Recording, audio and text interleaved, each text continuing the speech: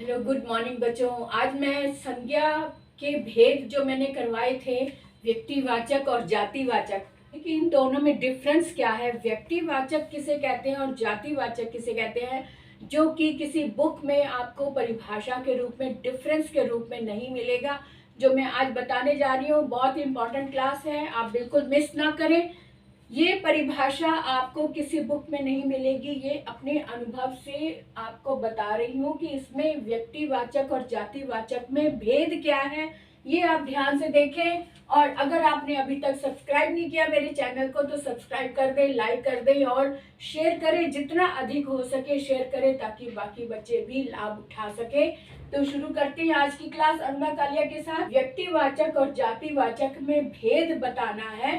ये संज्ञा का है।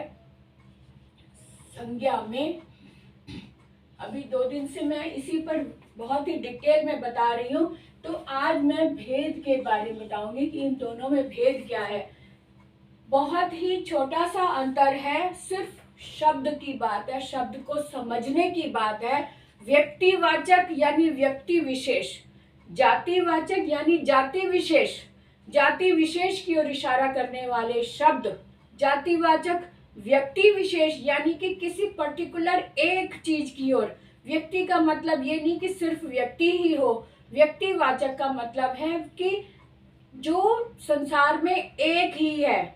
जैसे कि मेरा नाम, मैं स्कूल में पढ़ा रही हूँ या आपको पढ़ा रही हूँ, तो मैं एक ही हूँ। मेरा फेस मेरी पहचान, मेरा नाम मेरी पहचान है, मैं एक ही हूँ। धरती जिसके ऊपर खड़े हैं, प्लेनेट में जो भी हमारा सौर मंडल है, इस पर धरती एक ही है, तो धरती व्यक्ति विशेष। चांद एक ही है तो चांद भी व्यक्ति विशेष।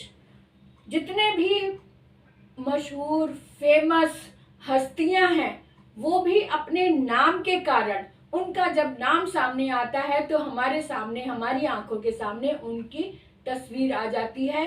तो जिस नाम से किसी व्यक्ति विशेष की पहचान हो वो व्यक्तिवाचक, और जिस जाति वर्ग से, जाति वर्ग में बहुत सारे लोग हैं लेकिन उनको एक नाम दिया गया, बहुत सारे जीव हैं, बहुत सारी वस्तुएं हैं, उस कैटेगरी को एक नाम दिया गया, लेकिन उसके अंदर बहुत सारी चीजें हैं, लेकिन व्यक्ति विशेष एक है। इन सारी चीजों में से किसी एक की पहचान कराने वाला एक शब्द जो होता है वो व्यक्तिवाचक, यानी कि व्यक्ति विशेष की पहचान कराने वाले शब्द, व्यक्ति विशेष की पहचान कराने वाले शब्द व्यक्तिवाचक संज्ञा कहलाते हैं। जैसे सूरज, चांद, अमिताभ, राम, सीता, समझ गए ना। तो जो एक व्यक्ति की, एक ही पर्टिकुलर एक कंपनी की पहचान करा दे, एक कंपनी का कोई एम्बेसडर नाम दे दिया जिसको, जिसके कारण, नाम के कारण उस कंपनी का नाम आंखों के सामने आ रहा है, उसका जो प्रोडक्शन है वो सामने आ रही है, तो एक नाम जो होता है, सिंगल नाम, किसी एक चीज का नाम व्यक्तिवाचक। और जाति वर्ग की पहचान कराने वाले, जाति वर्ग की पहचान कराने वाले शब्द जातिवाचक संज्ञा कहलाते हैं, क्योंकि किसी एक पूरे वर्ग को हमने एक नाम दे दिया।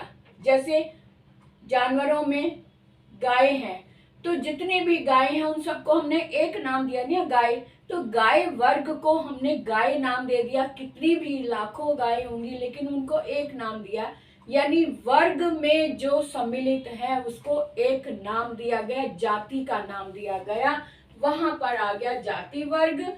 व्यक्तिवाचक संज्ञा किसी एक विशेष की पहचान कराता है, जैसे धरती। जातिवाचक में पूरे वर्ग को एक ही नाम दिया जाता है, जातिवाचक में पूरे वर्ग को एक ही नाम से पहचानते हैं, जैसे गौएं, शेर, आदमी, स्त्रियां, बच्चे आदि। ये बात एकदम क्लियर हो गई ना।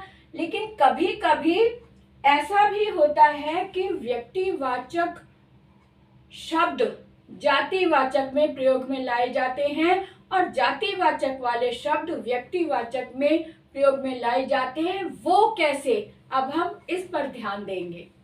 अब यहाँ देखें कि जातिवाचक और व्यक्तिवाचक संज्ञाएं तो हमने समझ लिया, लेकिन कभी कभी वाक्यों में ऐसे शब्द दिखाई देते हैं, ऐसे भाव दिखाई देते हैं जहां व्यक्तिवाचक को जातिवाचक में बदलते हुए देखे हैं। यानी कि व्यक्तिवाचक संज्ञा को जातिवाचक में प्रतीकात्मक रूप में पेश किया जाता है। वो कैसे देख लेते हैं। कभी कभी व्यक्तिवाचक को जातिवाचक में प्रयोग किया जाता है, जैसे भारत में जयचंदों की कमी नहीं है। अब यहाँ जयचंद आया है, जयचंद व्यक्तिवाचक संज्ञा है, लेकिन यहाँ पर इस शब्द को जाति प्रतीकात्मक शब्द के रूप में पेश किया गया है। यानी जयचंदों का मतलब है कि धोखेबाजों की कमी नहीं है। धोखेबाज जो कि अपने बनकर और पीठ में झुरा भोंकते हैं। आपने जयचंद की कहानी सुनी होगी, पृथ्वीराज को उन्होंने धोखे से मरवाया था, तो ये वही जयचंद है। तो जयचंदों की कमी नहीं है, यानी जयचंदों करके उन्होंने व्यक्तिवाचक को जातिवाचक में परिवर्तित कर दिया। तो यहाँ इस तरह से ये जयचंद यानी व्यक्तिवाचक को हमने जातिवाचक में बदलते हुए देखा। तो ये एक अलग उदाहरण हो गया। अब देखो, गौतमों के देश में भूखों मर रहा इंसान, भूखों मर रहा है इंसान। यहाँ गौतमों के देश यानी कि जो शांति और धैर्य का प्रतीक है महात्मा बुद्ध। महात्मा बुद्ध एक व्यक्तिवाचक संज्ञा है, लेकिन इनको जातिवाचक यानी जितने भी शांति प्रिय लोग हैं उनके लिए कहा गया है। जो गौतम बुद्ध की प्रकृति रखने वाले जितने भी हैं, इसलिए गौतमों के देश में कहा गया है। यानी गौतम को एक जातिवाचक के रूप में लिया गया है। यहाँ पर इंसान को एक कहा गया है, इंसान। यहाँ पे गौतमों के देश में भूखों मर रहा है इंसान। आप देख सकते हैं कि किस तरह से व्यक्तिवाचक संज्ञा को जातिवाचक संज्ञा में प्रयोग किया गया है। अब जैसे ये है गुप्त जी, राष्ट्र कवि थे। अब गुप्त जी, गुप्त तो जितनी भी वैश्य जातियां होती हैं उनको गुप्त जी कहा जाता है, गुप्ता जी कहा जाता है। तो ये गुप्त जी यहाँ पर ये जातिवाचक ना होकर यहाँ व्यक्ति विशेष के रूप में कहा गया है कि मैथिली शरण गुप्त जी हैं, जो उनकी ओर संकेत है कि गुप्त जी यानी मैथिली शरण गुप्त। यहाँ पर मैथिली शरण गुप्त ना कह के गुप्त जी को मैथिली शरण गुप्त कवि की ओर इशारा किया गया है। ठीक है ना। तो ये व्यक्तिवाचक हैं, ये जातिवाचक संज्ञा है, लेकिन इसको हमने व्यक्तिवाचक बना दिया।